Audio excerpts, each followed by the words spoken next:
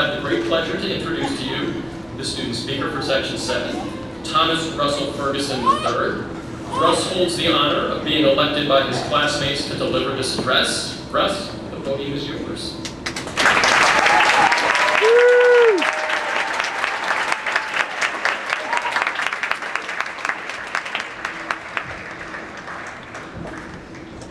Thank you, Dean Balin. I'd like to start by echoing the words that he said about Don Jacobson. Certainly a friend of ours, and he'll be missed, particularly on days like today. But as a good friend of mine once said, it's always great to have another advocate in heaven. As a Section 7 lawyer, I'm sure he was one heck of an advocate. I'd like to say congratulations on a much brighter note to all of you. It's been a pleasure being at school with you. Thank you to our professors. I know at some points we seem a little more thankful than others, but trust me, we are thankful for what you've done for us. Of course, thank you to the friends and family that are here today, not only for joining us today, but for all you've done for us and all your support over the past 3 or 4 years that we've been in law school. I'd like to particularly thank my parents, who are rightfully hiding in the back, as they should be, but I'm sure I've never thought this day would come. But most of all, I'd like to thank my classmates. Thank you for your companionship. Thank you for a great time when no one thought law school would be. Thank you for selecting me to be your speaker. It's a tremendous honor to be selected by such an incredible group of people. It's been a while since we've had class together, though it seems like only yesterday that we walked into simple procedure for the first time. But do you remember walking onto the campus of Georgetown Law for the very first time? The very first time I stood foot on that campus, I walked into an orientation reception. I'm sure it won't surprise you to hear that, of course, I stood around awkwardly in the corner for a little bit, but after 3 or 4 of those little tiny plastic wine glasses they give you, I was walking around striking up conversations with people. As I began to talk to people, the question was always asked, well, what section are you in? I'd say, well, I'm in Section 7. What section are you in? But the reaction, no matter who it was always the same. 7? What? That's impossible. I've never heard of 7. I haven't talked to anyone who's been above a Section 4. Okay, well, after hearing this 3 or 4 times, I came to the very reasonable conclusion that my section didn't exist. I can't say I was all that surprised, because on some level I knew the very fact I'd been admitted to Georgetown Law had been either a joke or, at best, some sort of clerical mistake. But it turns out Section 7 does exist, and I'm hoping it's too late to find that clerical error now. But not only does Section 7 exist, Section 7 is full of some of the most incredible people I've ever had the pleasure of meeting. People like Claire McGee, who's the best friend we could ever ask for. People like Megan Morley and Rich Trumka, my study buddies, are a large part of the reason I'm graduating today. People like Elise Chesler and Roy Cho put a smile on anyone's face any day of the week. The articulate Wendell Justillion, and Josh Backrack, who's always ready to have a good time. And countless others. Now I'm sure all these other graduation ceremonies are telling everyone how they'll be the leaders of tomorrow. And that's certainly true here, but it doesn't need to be said, because you all are the leaders of today. Now, over the past 3 or 4 years, our professors have tried incredibly hard to teach us to be good lawyers. And in the process, we've taught each other how to be great law students.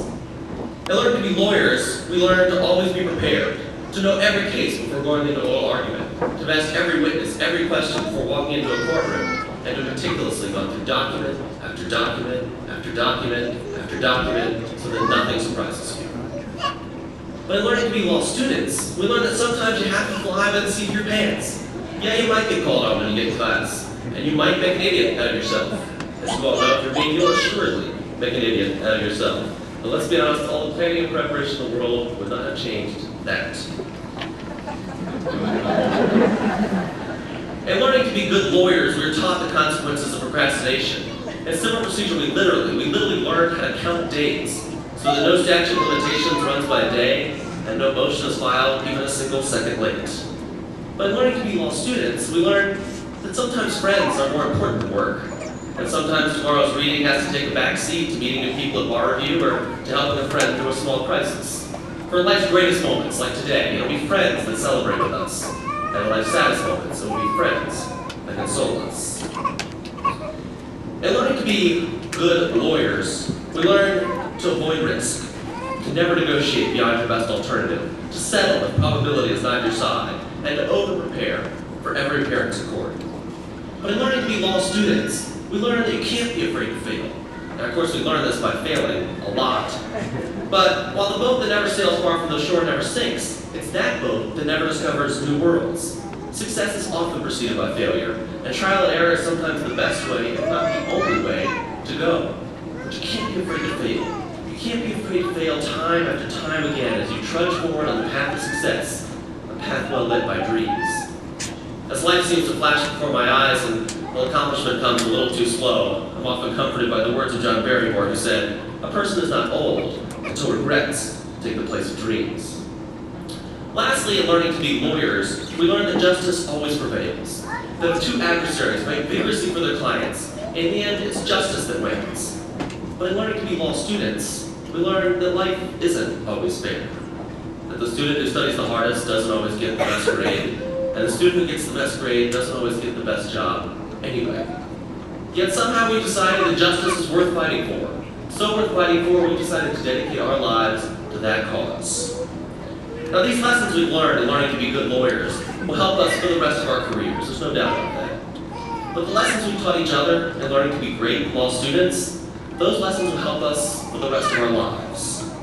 As law students, and particularly Georgetown law students, we have this abiding hope that we can make a difference in the world.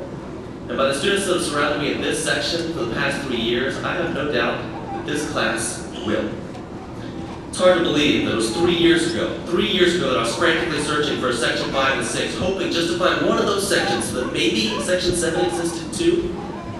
It was over 2 years ago, I know it should have been 3, but it was 2, that I first cracked open Glannett's examples and explanations for civil procedure and thought I would never see this day.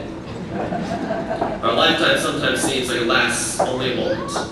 But as people in this section have made clear, any moment can last a lifetime.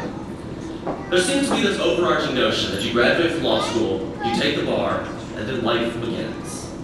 But I hope you remember that life isn't all about work. While in the very near future, or maybe a few months into the future more than you had expected, your time may be consumed by work, I hope you remember that there's a world outside the marble doors of a law firm. Yes, life is about accomplishment, and life is about fulfillment. But most importantly, life is about relationships. So keep in touch. Thank you.